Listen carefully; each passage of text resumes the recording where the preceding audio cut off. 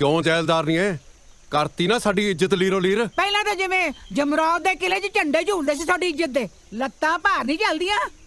ਆਇਆ ਇੱਜ਼ਤ ਵਾਲਾ ਬੇ, ਕੱਲੀ ਕੁੜੀ ਥੋੜੀ ਨਹੀਂ ਨਿਕਲੀ, ਮੇਰਾ ਖਸਮ ਵੀ ਨਾਲ ਨਿਕਲੇ। ਲੈ ਹੁਣ ਜੋ ਮਰਜੀ ਹੋ ਜੇ, ਚਾਹੇ ਤੇਰਾ ਛੋਰ ਹੋਵੇ ਚਾਹੇ ਪਿਓ, ਅਸੀਂ ਤਾਂ ਮਿੱਤਰਾ ਹੁਣ ਵੱਢਾਂਗੇ। ਐ ਕਿਵੇਂ ਵੱਢੇਗਾ? ਉਦੋਂ ਨਹੀਂ ਪਤਾ ਸੀ ਜਦੋਂ ਨਿੱਤ ਸਾਡੇ ਘਰੇ ਸਕੂਟਰੀ ਖੜੀ ਕਰਨ ਆਉਂਦੀ ਸੀ, ਜਾਣ ਜਾਣ ਕੇ ਅੱਗ ਨੂੰ ਤੇਲ ਦਿਖਾਉਂਦੇ ਸੀ। ਮੱਚ ਗਿਆ ਭਾਂਬੜ, ਮੱਚਣ ਦਿਓ।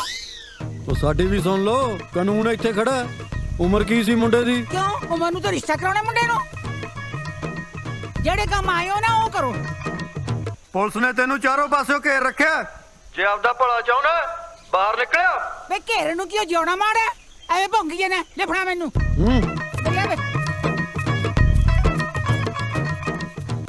ਵੇ ਮੇਰੇ ਖਸਮਾਂ